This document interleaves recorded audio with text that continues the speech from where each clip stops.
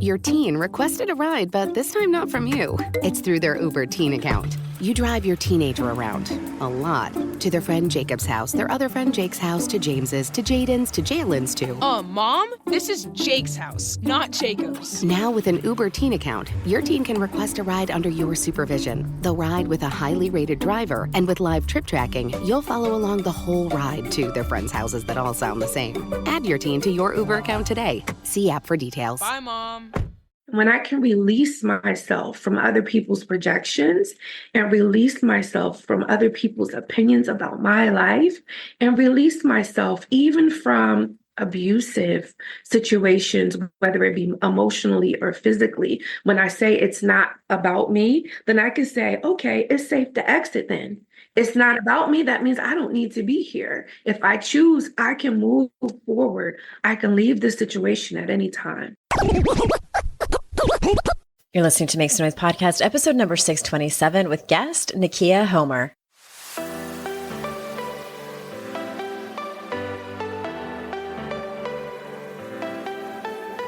Welcome to Make Some Noise Podcast, your guide for strategies, tools, and insight to empower yourself. I'm your host, Andrea Owen, global speaker, entrepreneur, life coach since 2007, and author of 3 books that have been translated into 18 languages and are available in 22 countries.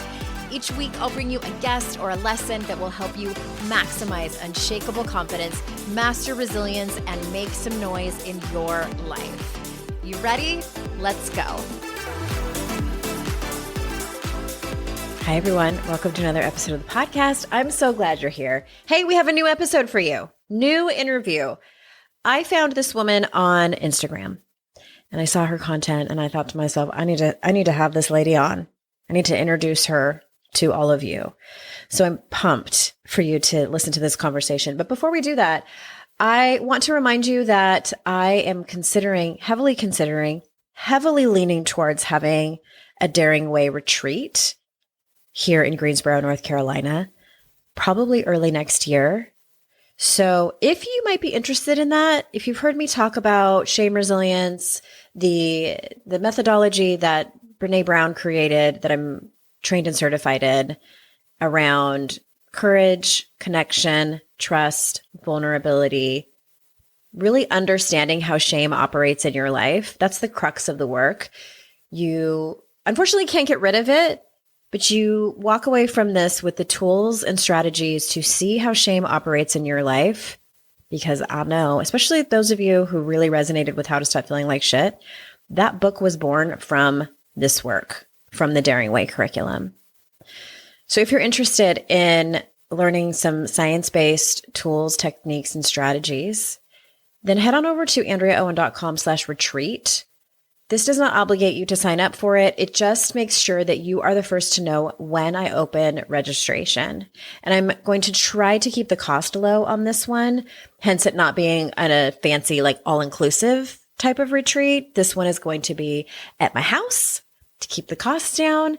And I always create and kind of draw towards me a wonderful group of women. Coming together with women is one of those things that you just don't realize how much magic happens until you're in it. And what I hear over and over again is, I'm so glad that I'm not the only one. I'm so glad to feel like I'm not alone. So AndreaOwen.com/retreat, sign up for early notification, and you can read through what the work looks like. It's all there over on that page. All right, let's get into today's guest. For those of you that don't know her, Nakeia Homer is a well-being educator, author, and the founder of Heal and Grow Daily, a well-being community and membership. Nakeia helps people sustain their well-being, operate in their brilliance, and show up in their lives and work as the best versions of themselves. Her first book, I Hope This Helps, and All the Right Pieces have been great resources for those seeking healing and growth all over the world. Nakeia is a sought-after wellness and well-being expert and trauma-informed educator, facilitating powerful workshops and keynotes on the power of story, self-love and self-care, and purpose. You can find her course, Healing Inequality Through Allyship, at David Eccles School of Business at the University of Utah. So without further ado, here is Nakeia. Nakeia, thank you so much for being here. Thank you so, so much for having me. I appreciate anyone who brings me into their community. Yeah, I've been following you on Instagram for a minute, and I saw that you had a book coming out, and I was like, "Ooh, I need to get her on the show." Because in flipping through the table of contents, everything that you talk about are hot topics with my community. So I want to kind of take a couple of steps back and look at the, like, as a self-help author myself, I'm always curious, like, how was the book structured? Because I know a lot of thought goes into that, and how you want people to do the work, essentially. And so your book is broken up into 3 parts, and it's your purpose. Well, the book is Habits for Healing, Reclaim Your Purpose, Peace, and Power. And so why did you choose those 3, purpose, peace, and power? Is there sort of an origin story with that? Yes, and thank you so much for bringing me on around this time. I know both of us are extremely busy, but you know how important it is for authors to be seen around this time. But another thing I think is important to know is that you chose to bring me on because you knew that these topics would be relevant to your community. 100%. So it's not just about getting together and selling my book. It's about being of service to people on issues that I think are that we both think are so important to our journeys, personally, professionally. And to answer your question directly, these are the 3 things that people usually talk to me about struggling with. They are like, what is my purpose, right? How do I stand in my power? How do I become this version of myself that I'm meant to be? And then the other thing is peace. I'm worried, I'm stressed, I'm burnt out, I'm lost inside my own life. And so in one book, I wanted to be able to encompass a few of the most important things you need to know while on your healing journey. So that is why I chose purpose, I chose peace, and I chose power. And the truth is, I could write a book on each one of those topics, but I wanted to kind of bring even my community on this journey with me, from being a poet, writing short essays and prose, to how to, because I make people feel all the feels, right? And it's amazing to feel inspired, to feel motivated after someone's speech or reading a book or listening to a podcast. But it's like, what do I do next? And so this book is something that you can bring into your next. Okay, good. I love that. Yeah. And when I saw those 3 those sort of main umbrellas, I was like, I need to see what these chapter titles are called. So I'm going to kind of jump around with my questions for you. And I hand selected things that jumped out at me where I thought to myself, okay, my audience is going to want to know about that. And these are not new topics for us, but I love having people on who can talk about it from a different perspective and different experience, and also maybe say the same thing that's been said on this show, either by me or one of the other experts previously, but it hits different when it's worded different from a different expert. So my first question is, let's talk about not taking things personally. I've written about this in my books before, and I find it, even at 49 years old, still something I work on. It's gotten better, but it's been a little bit of a thorn in my side, and just the concept of detachment to go along with that. So how can people start to not take things so personally? Because I know it's so much easier said than done. It is. And I share in the struggle of not taking things personally. Inside the book, I share my my not so funny and funny moments of taking things personally. But I think one of the things that's missing in our conversation about not taking things personally, and we all have probably read Don Miguel Ruiz's The 4 Agreements is in there, and it's beautifully written, although I had to read it like a million times to really internalize it. One of the things that I think we miss is empathy, right? We want to heal and we want to grow and we want to become the people that we are meant to be. And sometimes there's an urgency attached to that. We're leaving, bad relationships. We're leaving toxic work environments, or we're still there. But what we don't do is investigate the other side of the story. On the other side of all of our stories, whether it be personal or professional, are other people with who also have stories, right? Mhm. And it's not just about taking a moment and pausing for empathy for the other person for their sake, but then also for our sake. Because if it's not about us, it's about them, then we Mhm. can remove ourselves from whatever outcome we are projecting or whatever negative emotion we are feeling. And so, what I call the chapter is the habit of investigation, right? Where Yeah. we are now investigating, or other people say being curious about what could be the reason, my coworker speaks to me in this tone. What could be the reason I got a no from a client that I thought was going to say yes? What Mhm. could be the reason my parents weren't the kind of parents I needed them to be? What could be the reason? And it's all about investigating. And like looking for the reason that doesn't have anything to do with you. Yeah. Yeah. And sometimes it does, which is Mhm. funny. I love my editors. One of them said, well, what if it is personal? Yeah. That's a fair question. I made sure we had that conversation. And that was probably my biggest struggle. Yeah. Because although everyone is saying be curious and I'm saying investigate, what if on the end of the investigation, the person is trying to hurt me? The Yep. person is rude. The person is a jerk. The person is racist. The person is sexist. Yeah. The person is. The answer is still, it's on them. Mhm. Because that means they have more work to do. It's Yeah. still not about me. And when I can release myself from other people's projections and release myself from other people's opinions about my life and release myself even from abusive situations, whether it be emotionally or physically, when I say it's not about me, then I can say, okay, it's safe to exit then. Yeah. It's not about me. That means I don't need to be here. If I choose, I can move forward. I can leave this situation at any time. Ooh. There could be like a whole PhD thesis in that. What I garnered from that book, The Four Agreements, and I actually saw him in an interview that now I cannot find because it was so long ago on the internet. Don Miguel Ruiz, I'm almost 100% positive he was interviewed by Ellen. I don't think it was on her show though. And she asked him that question. And one of the things that jumped out at me is he said, it's not that you just immediately let things bounce off of you and that you don't feel the feelings that come with someone, not being Yeah. great to you or having an opinion of you that's critical.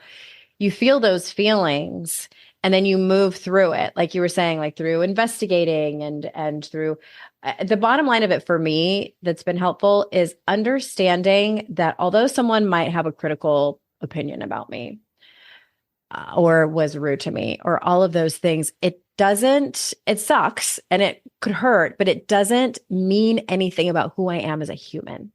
Because that's I was making up a story about, or maybe they're right, or maybe they have a really good reason for being that way or having that opinion. It's on me. I need to fix myself. I am broken, ... and go down that rabbit hole of self-talk. Right, That's right. what I have actively worked on changing. It's like, no. It doesn't mean anything about me as a human. It's just an opinion. Yeah, such an important perspective when it comes to not taking things personally. One of the things that I've said as of late is I don't take things personally, but I do take note. Or Mm. don't take things personally, but take note. Everything is information. So Mhm. sometimes I'm saying, what is this saying about the other person? And then sometimes it's necessary to say, what is this saying about me? Why am I in this position where I'm being judged? Why am I allowing myself to be projected on? It's one of those things too that I love that you are helping people essentially coach themselves by Right. asking these like investigative questions, which is what true coaching is.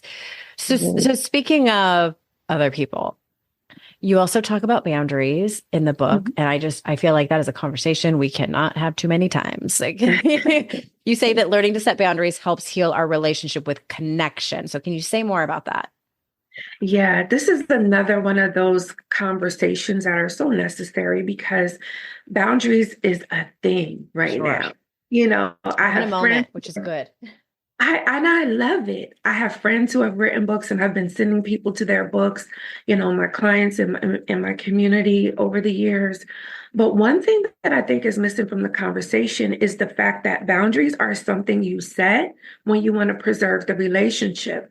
And so that's why I said it heals our relationship with connection, how we are connected in relationship to other people. Sometimes we are related to people who we can't relate to any longer, whether it's a cousin or a sister or a family member who doesn't understand our new worldview, our new traditions, our family choices, our, professional choices. And just because we are related to someone by blood, we may not relate to them on certain aspects of life. And that's okay. Yeah. When I understand, okay, this is a space where we're no longer relating with each other. So we may need to remove this from our conversations over dinner. We may need to remove this from, how we engage with each other over brunch or during the weekends, or maybe whatever it is that you do with the people. When we remove that, then we can see what's left and maybe deepen our connection in other ways. It's not always about cutting people off. I cut people off. That's the boundary. Right? It's distance. But when I want to be in relationship with someone, it's a conversation about my needs.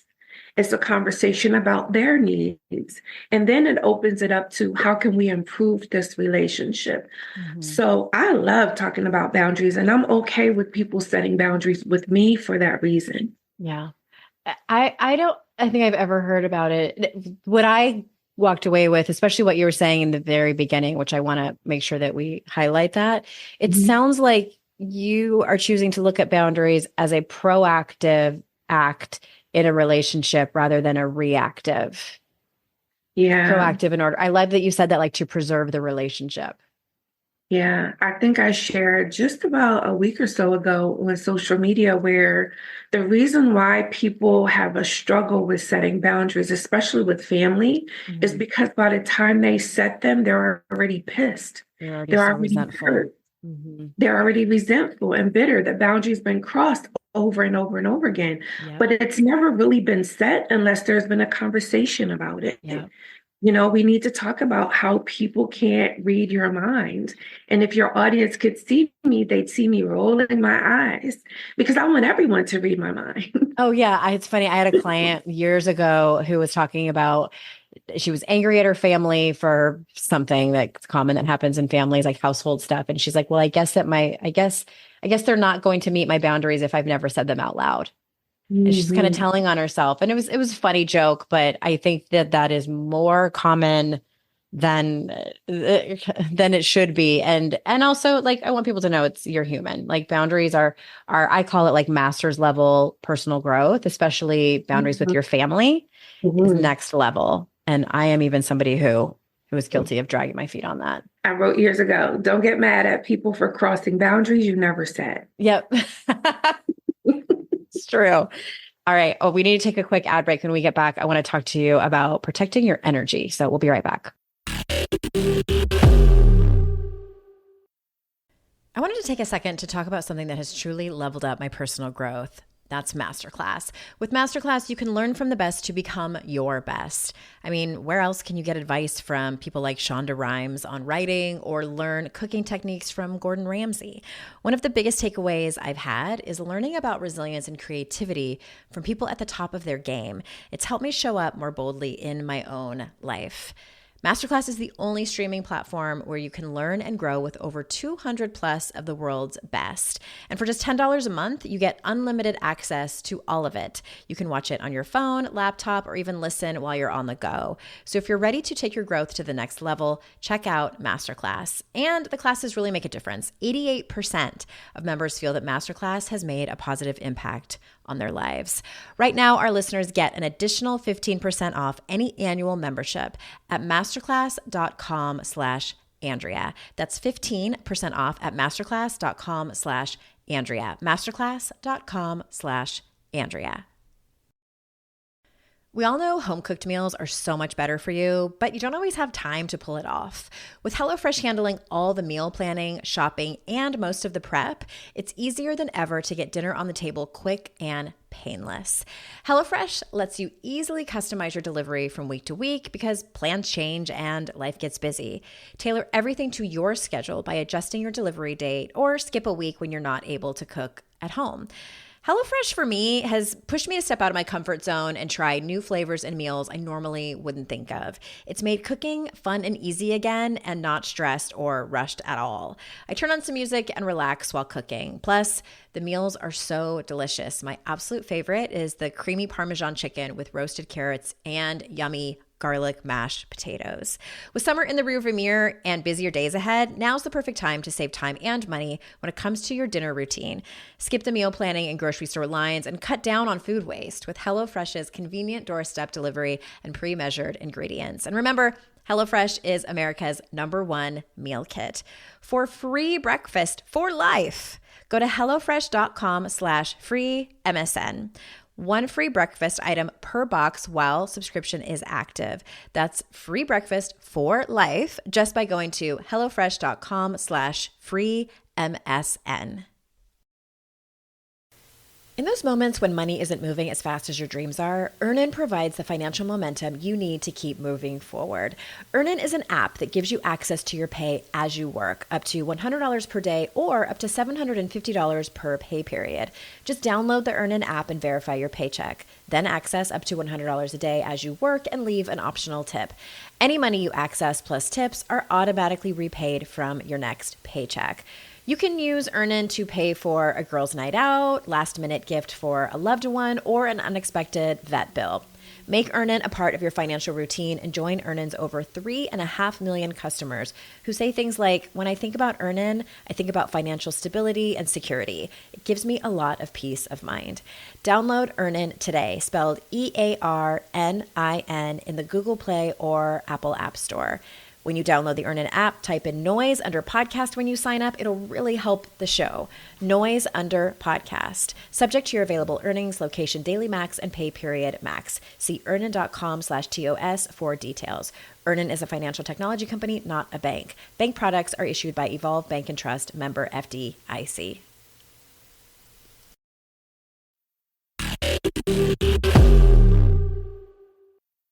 All right. Let's talk about protecting your energy. So you wrote a whole chapter on that. So I'm going to just leave it open and vague with this question. And can you tell us what you mean by that?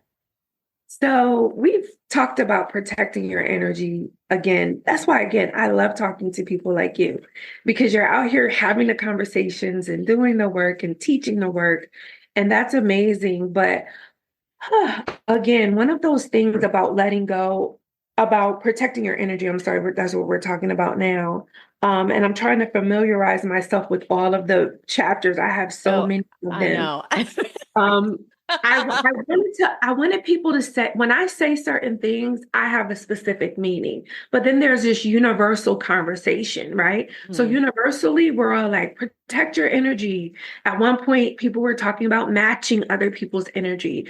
What we're talking about in Habits for Healing is minding your own business. Okay. That is the best way to protect your energy. And again, this conversation is so loaded because I'm not talking about being nosy, right? I'm not talking about just projecting.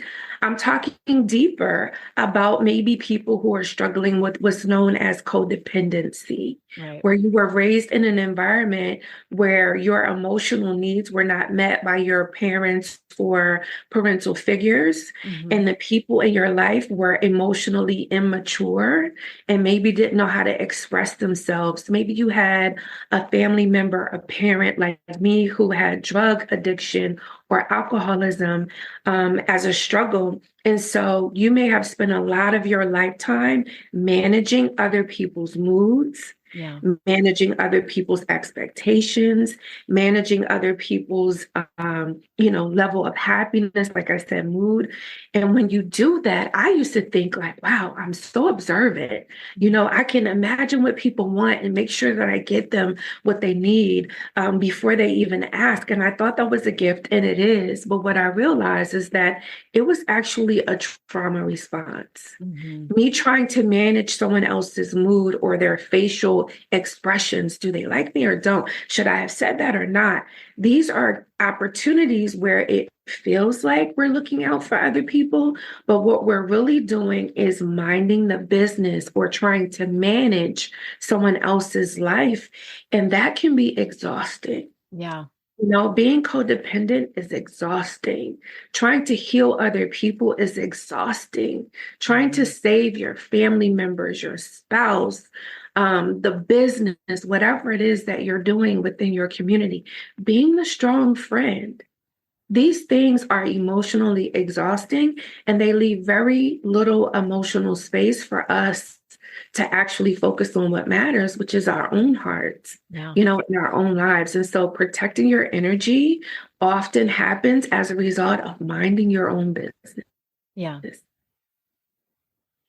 Minding your own I business. see you internalizing that. Yeah. Well, and I did this on purpose. I sort of asked a very loaded question, and of course you hit it out of the park. And there was a lot of things were touched on. Codependency. I just wanted to sink into what you said, it is exhausting. And I think many people that listen to this podcast have reached perhaps middle age where they've been struggling with leaky boundaries, struggling perhaps with codependence, trying to navigate healing from trauma and things like that. And you get to a place where it really starts to impact you. And so, yeah. And I just want people to know, if that's you, even just listening to this podcast, you're taking the steps to heal yourself. Just gaining the self-awareness around it is so important.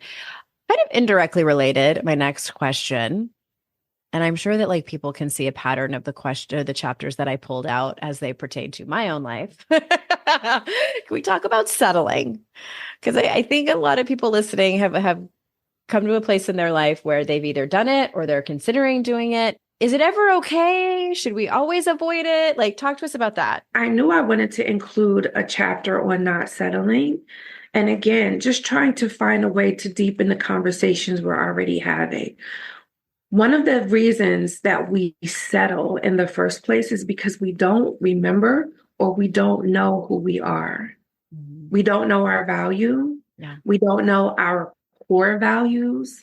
We don't know our wants and desires truly because we've been living out the expectations of others.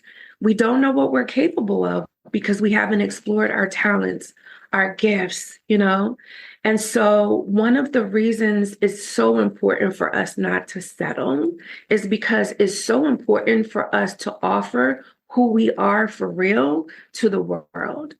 And so this last chapter in the book is called, The Habit of Not Settling, how remembering who you are heals our relationship with possibility. Yeah. Because when you are in a relationship and you've settled, right? Let's start there. When I got online, I think it was 2017 with this whole Don't Settle movement. And it was amazing. I had mugs and t-shirts and we were having weekly classes and everyone was like, yes, right? Not settling. Relationships was the biggest one.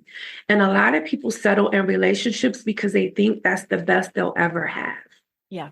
They don't know that there are other people out there waiting to love you in friendship, waiting to be connected as a chosen family, maybe not your birth family, right? Waiting to be connected with you romantically. It's out there. And if we settle for what we see and only what we have, we won't know.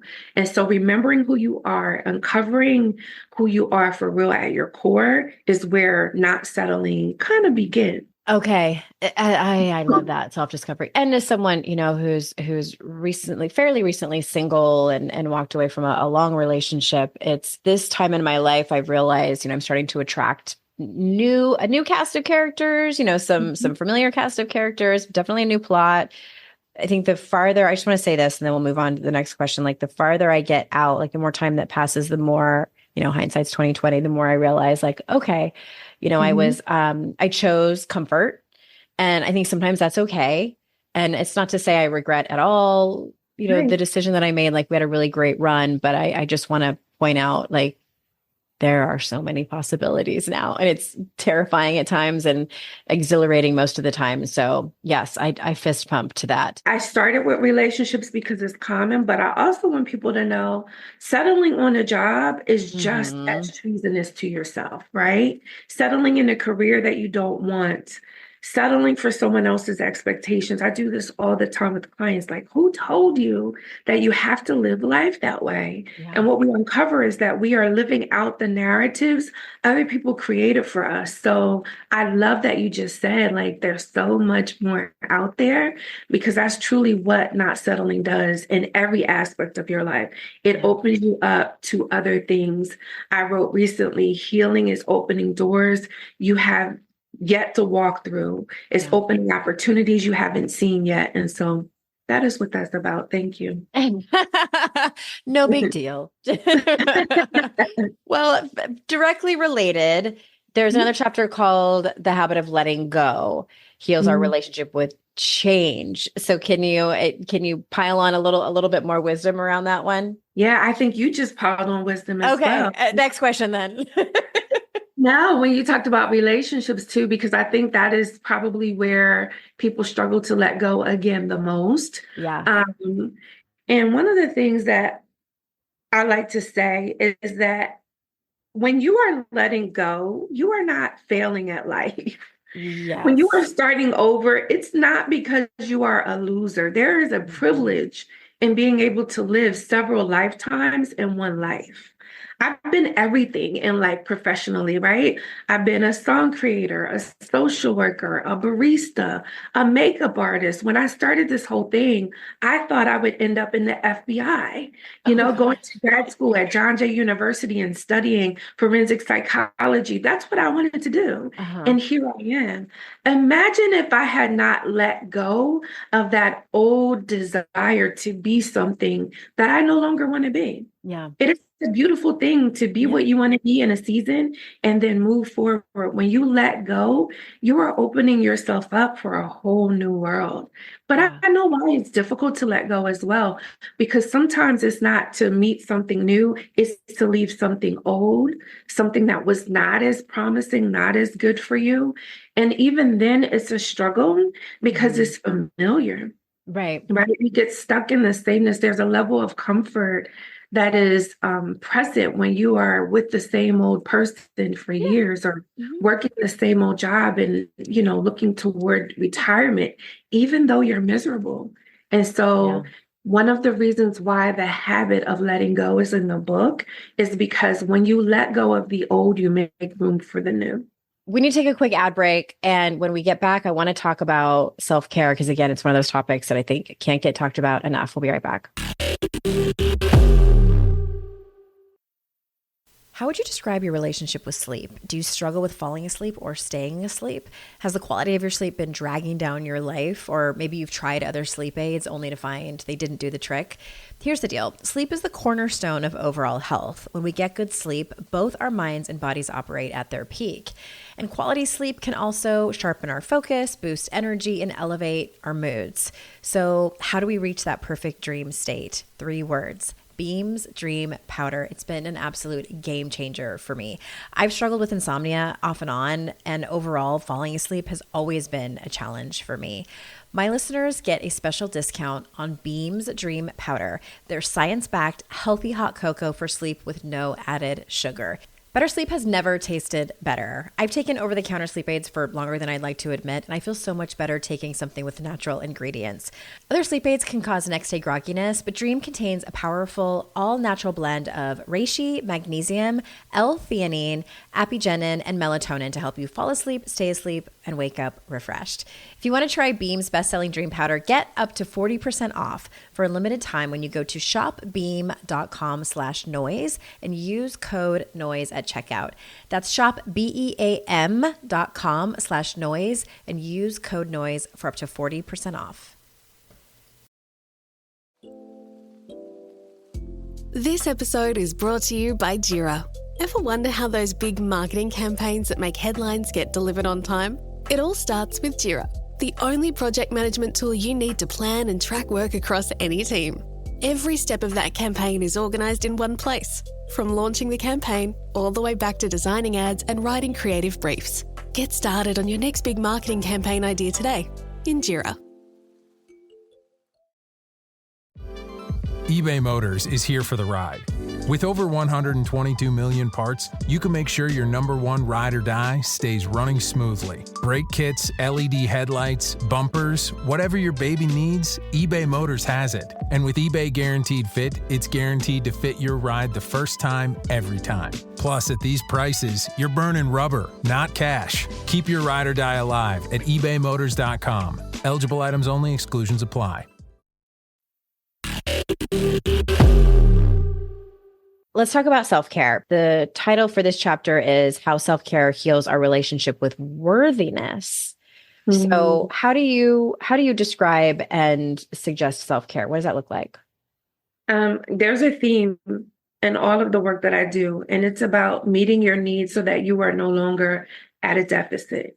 Mm-hmm. And when I say meeting your need, I mean you meeting your own needs, right? When we are at a deficit, we are struggling to show up as the best versions of ourselves. When we are at a deficit, we are struggling to parent. We are struggling to love. We're struggling to perform on the job. Self-care fills the need so that there is no deficit and there is no struggle. But the reason I said it heals our relationship with worthiness is because everyone says, fill your cup so you can pour into others. Mm-hmm. But my question is, what if you are thirsty? Yeah. What if you are just on the end of a burnout or an exhausting season in your life and you want to fill your cup and then sit and sip a little? I wanted everyone to know that you need self-care to exist, not just to perform, not just to play the role you play in other people's lives. And I'm really, it's crazy because I don't know when you'll be listening to this podcast, but for me, it's a week ago that I recorded the audiobook for Habits for Healing. Mm-hmm. And as you know, we write these books years before people actually see them. Some people, years with an S. For me, it was about 1.5 years. In the time that I've been writing this book, I've been healing from the loss of my grandmother, my dad, my uncle, my cousin, and so many people over the years. And I wrote about my grandmother a lot in the book, right? She's a foundation for me, and you'll see why when you get the book. To my point, when I was reading the audiobook, the chapter in self-care is first. And I was reading about my grandmother, although I wrote this and I read it 1,000,000 times, and I just started to cry. Yeah. One, because I lost her, and so I miss her. And I love crying over her. That's something we'll have to do a whole other podcast about on grief. But also because I was reading about how an amazing person she was and how her amazingness was outward to other people. It was projected. You know, it was centered around service. It was centered around advocacy. And because that required so much of her, when she got home to me, she was mean. She was tired. And for a lot of our years together when I was young, it was not a pleasant experience to be in her presence. And it wasn't because she was a bad person. As an adult, I realized it's because she lacked self-care. Mm-hmm. And so I found myself doing that same thing because, you know, my grandma's one of my heroes. So I'm going to be of service and I'm going to do all these things. And I want to be known as the good woman and a good person and a good everything. And so I was exhausting myself for the sake of others. And then I was mean. Yeah. And then I was sick. I had headaches. I had backaches. I was losing my hair. And so I want people to take care of themselves just as much as you take care of others. Mm-hmm. I want people to walk away from chapter 1 with permission to prioritize their own needs. Yes, when you take care of yourself, you are better suited to take care of others, but also when you are taking care of yourself, your skin is glowing, your hair is flowing, your body is mobile and flexible. You're breathing easier, right? You're dehydrated and nourished. And that, beloved, is for you. Amen. I just want to attest to what you were saying about how, like, when you choose you and start to really like take care of yourself, that it will shine from the outside as well. I have had more people tell me how great my hair looks, and how people say, like, they'll be like, I've had a couple friends say, like, you look like you've come alive. You look just, you're just glowing. And I'm like, it's because for the first time in many, many, many years, I chose myself, and I'm making choices that are based around me, and it's changed everything. And again, that comes from a lot of the things that we've talked about setting boundaries, about letting go. Ooh, and that is a lifelong, a little bit of a straight fight, to be honest with me. Detachment. But yeah, it does make such a huge difference, I think, outwardly as well. Can we talk about the relationship with worthiness? Because that is a word that is loaded. And I personally, the way I talk about it is worthiness is not really just a choice that you make. It's a series of choices that you make in your life that create this sort of non-linear, not black and white, very nuanced sort of thing. Also, worthiness encompasses a lot of different emotions and circumstances and relationships. Like, it is loaded. So I'm going to just leave it at that. Like, how do you talk about worthiness and healing your relationship to worthiness? I love that. Actually, I love this series because I think it's important for us to look at our journeys as series, decisions, choices daily, the bigger picture, right? But also it's important to note that worthiness for me is inherited, right? It's inherent. It's something you are born with. I don't think people understand. I was going to sleep last night thinking about this, and I may have said it even in my Monday message on IG that I do, but birth in and of itself, right? Getting here and living is a complete miracle. Yeah. Right? Depending on your origin story, I always say, I'm not supposed to be here. I survived my teenage mom having to have, the adults in her life say, consider an abortion.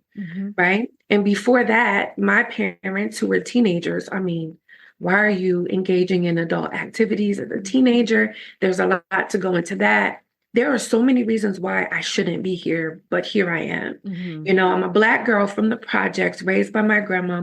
Everything you think about and everything you've seen in movies in the projects is true. There's good that comes from the hood. I am one of them. But all of those things you have to fight through just to get to the good. It's true. So start with the fact that you are a miracle. Every breath, everything is a miracle, right? What happens after we are alive and we get out into the world is things start to tear away or tear at our worthiness, tear at the miracle that we are. And again, chapter 9, we forget who we are. And we have to remember, when you remember you are a miracle, then you remember you are worthy of being here. It's no accident. It's significant, right? Let's just start there and then go to what you said, which was so important, a series of decisions that kind of co-sign that worthiness. And self-care is one of them. Letting go is another. Boundaries is another. Not taking things personal. And you have to continue doing that. And so when you look at prioritizing yourself, look at prioritizing a miracle. When you think about taking care of yourself, think about why you are worthy of self-care. And it gives a whole new meaning. When I think about, I need to protect my breath, right? You need to protect that amazing hair and glow that you have, right? So what do we need to do in order to do that? What do we need to do every day? And I want to know as well, I have clients who say, I've been doing self-care. It's not making me feel any better. In the book, I talk about how self-care is trendy and I love it. Date nights and spa days and brunches, all of the things. But I take care of myself by going for a drive in the car alone. I take care of myself by taking a bath after dinner at night. I take care of myself by locking my door, making sure no one comes in while I have a few minutes to myself. Just like brushing your teeth and washing your face and Right. whatever you do to Hygiene. maintain your hygiene is important. So is your emotional hygiene and your spiritual hygiene. So just kind of, like you said, nuances to self-care is so important. I love that you kind of like took us through a whole like journey of what it looks like. I want to pause at like one of those spots on the journey and agree wholeheartedly. Like it is a miracle that the sperm and the egg matched up and you are here. And I said this on my Instagram post when I turned 49 in April. Like, how lucky am I that I've made it this many years? Unbelievable. To think of some of the risks that I took in my late teens and early 20s that I'm not dead is a miracle. Thinking about that in and of itself, and then shifting to the series of choices that we make that usually are trying to heal from these primary experiences that we had as children. Right. And I had a therapist in 2020 that said, something I wish I would have written down exactly what she said, because she said it so beautifully, something to the extent of, we're all just walking around reacting unconsciously based on our primary experiences that we had. So the faster that you learn to recognize that and have huge amounts of self-compassion, the better you're going to heal. And I've taken that with me. And I think I knew that to some extent, but again, it was nice to hear it from her. And I have pictures around my house of me as a child.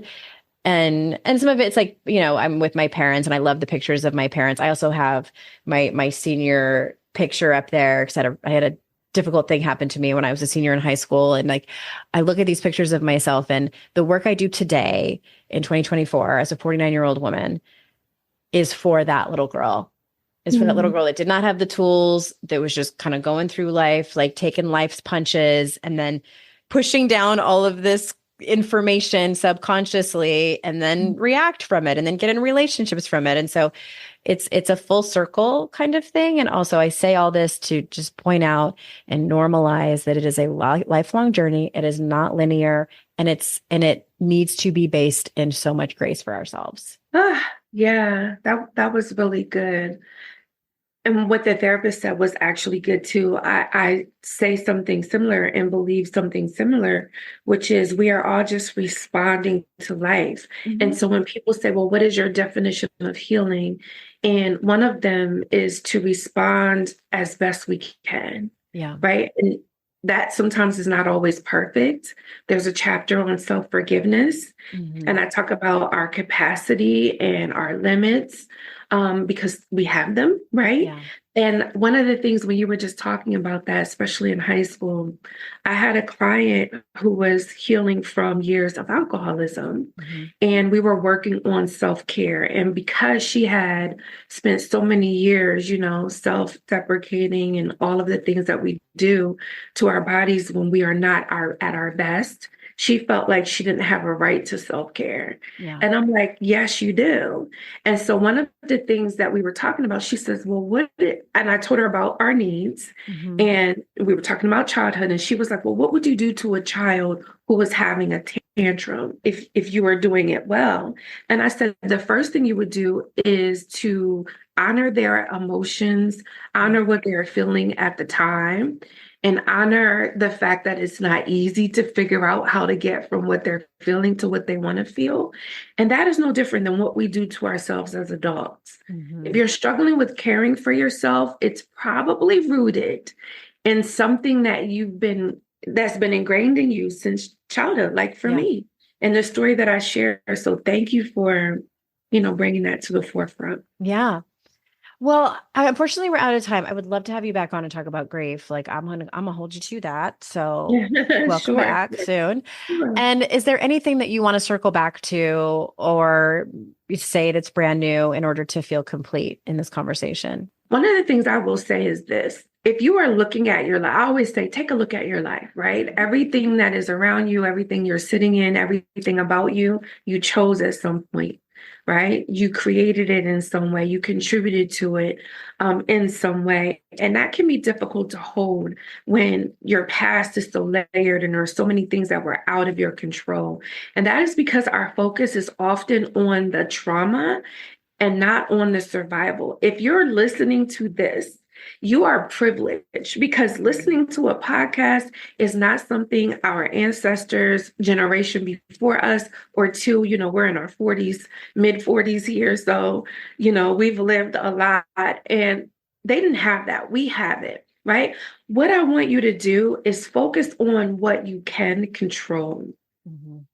Right now in your body, in this space, in this season of your life, there may be things you still can't control, but there are probably one or two things that you have downplayed, like boundaries, like letting go, like not taking things personally, that are literally the things you need to take your life to the next level, right? I just mentioned being a Black girl from the projects, right? And now I'm an award-winning songwriter.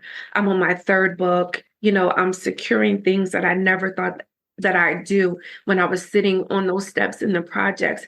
That's no accident. The reason I'm here are because of the small things I did that I teach in the book, that we talk about as practices, the choices. Healing in general is a series of choices, decisions and practices that lead you to your next destination, that lead you to your next sentence. So don't disqualify the small things you can do to really transform your life. Yeah. That's it.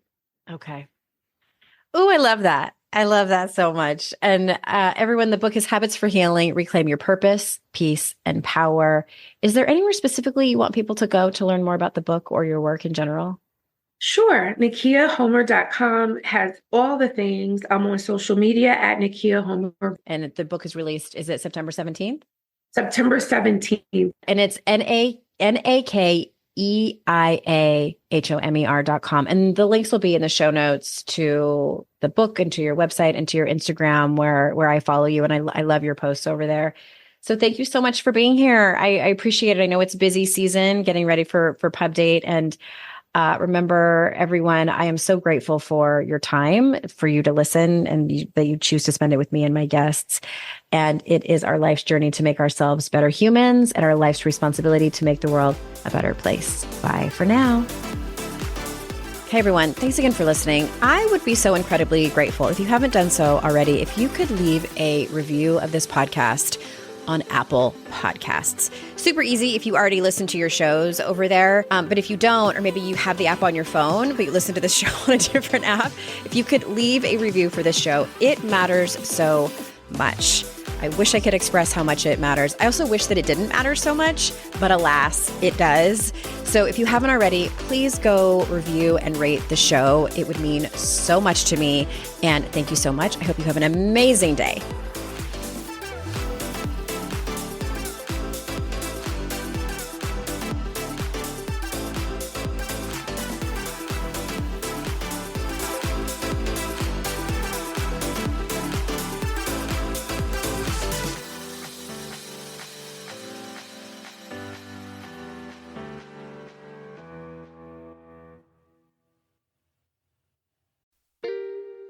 Are you a parent in need of a laugh and a little escape?